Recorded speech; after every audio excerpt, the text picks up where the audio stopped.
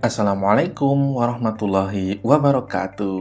Halo teman-teman, semoga semuanya dalam keadaan sehat dan selamat ya, dan tentunya selalu bahagia. Ya kalau mau bahagia ya apalah makan, minum, melakukan hobi gitu ya. Biar tidak bosan lah, apalagi pandemi-pandemi gini banyak ya hal-hal yang monoton. Contohnya ya ini, kuliah nggak bertatap muka seperti ini ya. Tapi harapannya teman-teman tetap semangat ya, tetap bisa mengembangkan keilmuannya dengan berbagai platform yang sekarang sudah disediakan. Jangan hanya mumpung libur panjang terus pacaran terus dan lain sebagainya gitu, mau nikah dini dan lain sebagainya. Oke, kita masuk ke materi yang ini juga berkaitan ya dengan materi yang kita diskusikan sebelumnya, yaitu efek radiasi terhadap hewan dan tumbuhan. Wah, di sini hewan dan tumbuhannya suka bertempur di sini. Baik, kita tentunya sudah pernah belajar ya. Mungkin kalau teman-teman di semester 1, 2, 3 itu belajar mengenai fotosintesis gitu ya. Beberapa kali ya mungkin teman-teman mendapatkan materi tersebut. Nah, di sini kita bisa belajar bahwa tanaman itu ternyata juga membutuhkan radiasi. Kemarin kita pernah berdiskusi ya, salah satu radiasi yang non-ionisasi ya, yang dia tidak membuat adanya reaksi ionisasi, itu salah satunya adalah sinar matahari.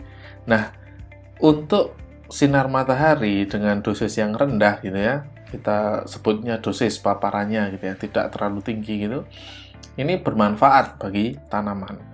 Jadi memang ada beberapa jenis radiasi yang dia bermanfaat bagi tanaman.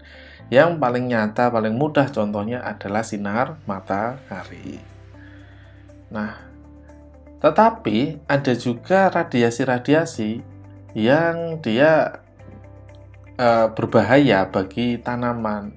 Salah satunya adalah sinar ultraviolet. Nah, ultraviolet ini apalagi nanti jika di dosis yang sangat tinggi, itu dia akan bisa menimbulkan kematian. Ada banyak sekali hal negatif yang dapat terjadi pada tanaman. Mungkin teman-teman bisa membayangkan ya, sterilisasi kalau teman-teman di ruangan yang ada LAV itu salah satunya adalah menggunakan sinar ultraviolet.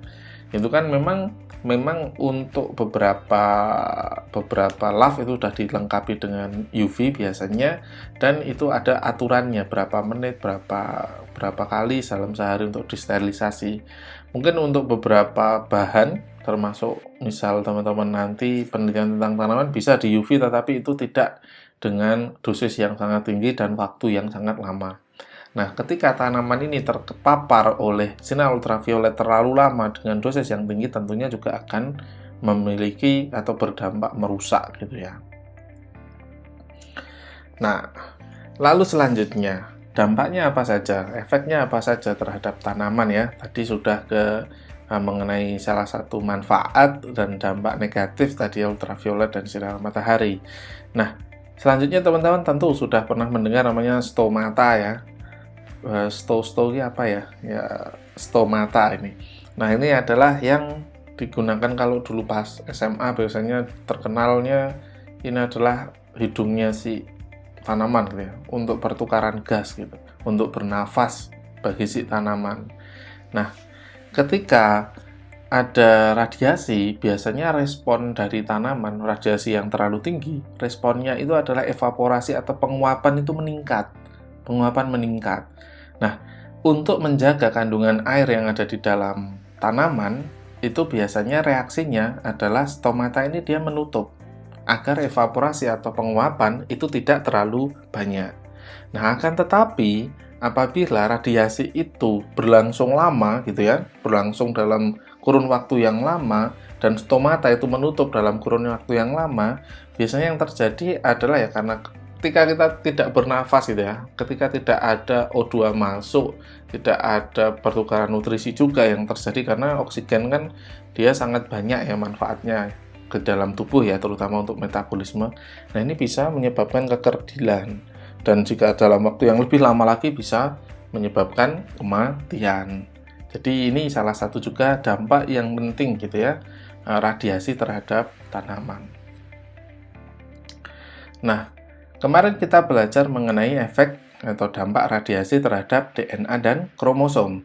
Nah, di sini sama karena tumbuhan kan makhluk hidup ya, dia memiliki DNA dan kromosom. Nah, di sini juga ada kemungkinan terjadinya mutasi. Mutasi-mutasi pada gen-gen tertentu yang penting itu bisa langsung menimbulkan kematian gitu ya.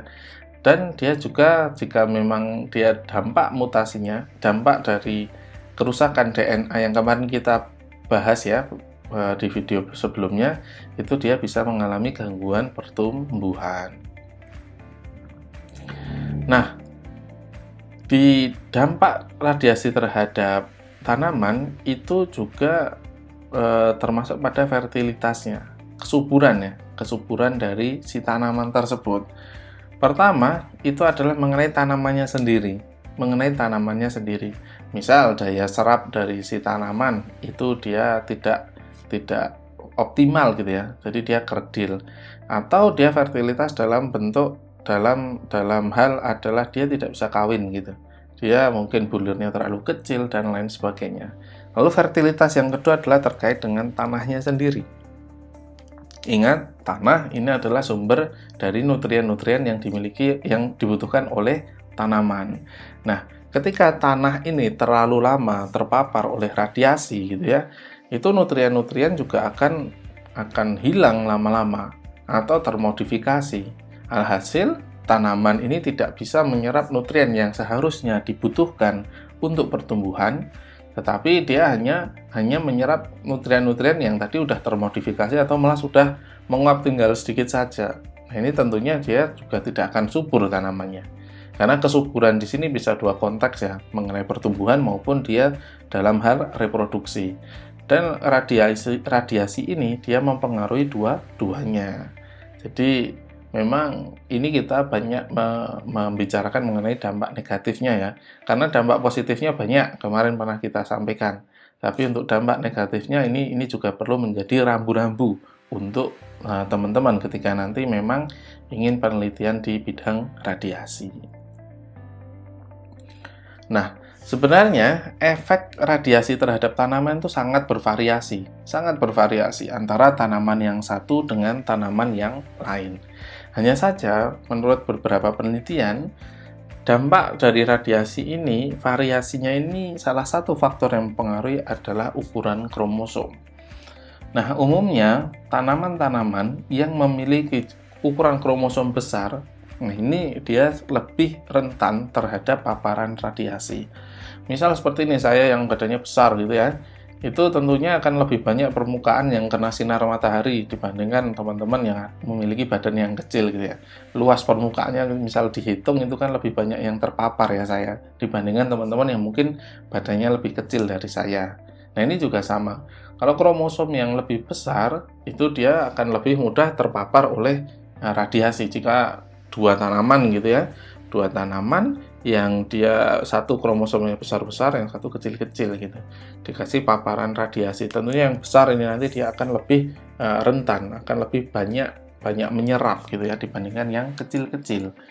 Nah, di sini salah satu faktor ya yang mempengaruhi variasi dari efek radiasi terhadap tanaman. Nah, selanjutnya adalah hewan ya, hewan. Nah, pada dasarnya dampak radiasi terhadap hewan itu sama ya, pada dasarnya sama dengan dampak radiasi terhadap manusia. Karena ya sama-sama ya secara metabolisme, secara fisiologis kita ada memiliki kemiripan kepada hewan gitu.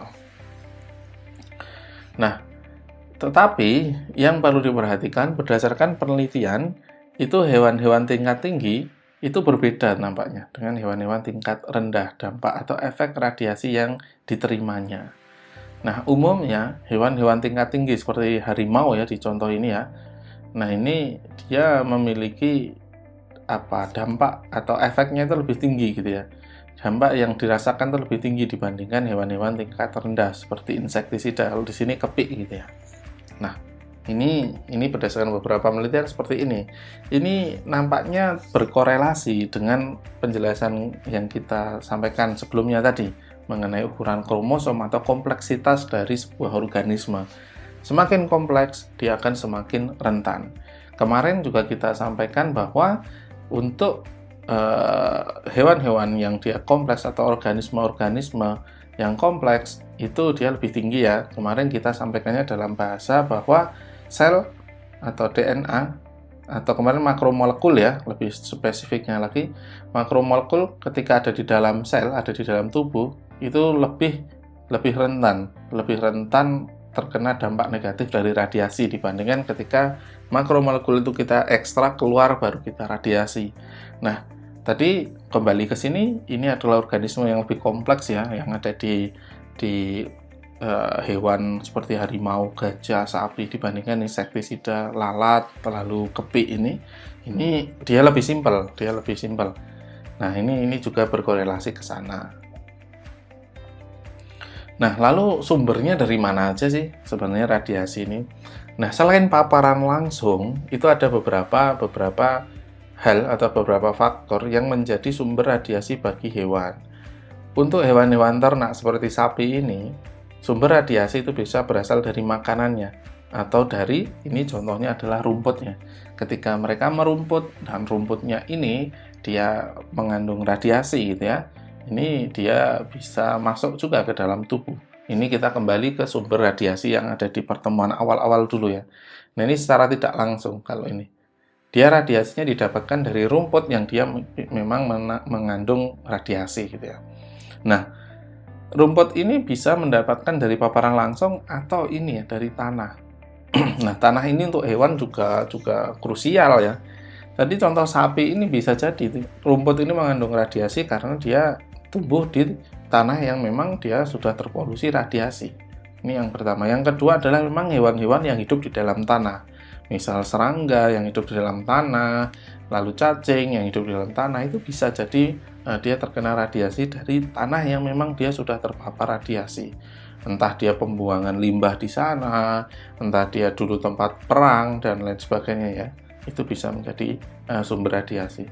Lalu yang sering terlupa itu adalah juga di sumber di lautan ini ya. Karena pernah beberapa kali terjadi kebocoran atau memang sengaja dibuang di laut untuk limbah-limbah yang dia radioaktif gitu. Nah, ini untuk hewan-hewan di laut tentunya akan berbahaya sekali. Berbahaya dalam hal ini tidak hanya untuk hewan di laut ya, karena kita tahu bahwa beberapa ikan itu juga menjadi konsumsi bagi manusia. Nah, ini juga perlu diperhatikan. Karena ya namanya ikan ya. Ikan itu mau aktivitas apapun ya, makan, minum, tidur, istirahat, mungkin kawin, mungkin dia buang air itu ya di air inilah. Jadi kalau di situ ada radioaktif itu ada bahan-bahan radioaktif ya ini akan sangat berbahaya karena mereka aktivitasnya di situ. Kalau kita kan kalau airnya mengandung radioaktif masih bisa hidup di darat. Nah, kalau ikan dia ya sedih gitu ya, nggak ada opsi yang lain. Nah, lalu dampaknya radiasi ini terhadap hewan ini ya tadi ya hampir sama dengan manusia. Nah, ini dia akan terkait pada metabolismenya, akan terkait pada mekanisme metabolisme yang ada di dalam tubuh, yang akhirnya dia akan berdampak secara fisiologis. Contohnya yang paling umum ya kanker ya, yang umum adalah kanker. Jadi dia pembelahan sel karena kemarin kita belajar dampak radiasi terhadap sel ya, siklus sel ya. Nah, ini dia ke kanker. Lalu perubahan warna kulit, ini jelas juga. Lalu pertumbuhan, ini sama seperti tanaman tadi, kerontokan rambut, nah ini seperti kanker ya. Terapi kanker biasanya kalau dia dengan radiasi atau dengan bahan kimia, dia akan rontok rambutnya kalau di manusia. Nah, ini di hewan juga sama. Karena ya radiasi ini bisa juga untuk terapi gitu. Tetapi ketika tidak tepat dosis dan waktunya, dia akan berdampak merugikan seperti itu. Lalu selanjutnya adalah kematian. Ini yang paling yang paling parah seperti itu. Baik, ini adalah materi mengenai dampak radiasi yang bisa terjadi. Ini terutama dampak negatif ya terhadap hewan dan tumbuhan. Nah, mungkin setelah ini teman-teman bisa cari-cari lagi ya referensi yang lain mengenai dampak radiasi terhadap hewan dan tumbuhan, karena memang ini yang saya sampaikan ini masih secara umum, tidak secara detail. Karena memang ya nanti teman-teman agar lebih bebas ya dalam mencari pengembangan keilmuan yang teman-teman sukai dari media, mau video, mau buku dan lain sebagainya. Tetapi hal-hal yang utama yang perlu teman-teman ketahui ya, yang ini tadi yang sudah kita diskusikan bersama. Baik, ini sampai di sini dulu video kali ini. Tetap semangat belajar, tetap jaga kesehatan, tetap bahagia gitu ya, tetap gembira gitu apapun kondisi yang sekarang kita alami. Baik, demikian yang bisa saya sampaikan. Apabila ada salah kata, saya mohon maaf. Saya cukupkan sekian. Wassalamualaikum warahmatullahi wabarakatuh.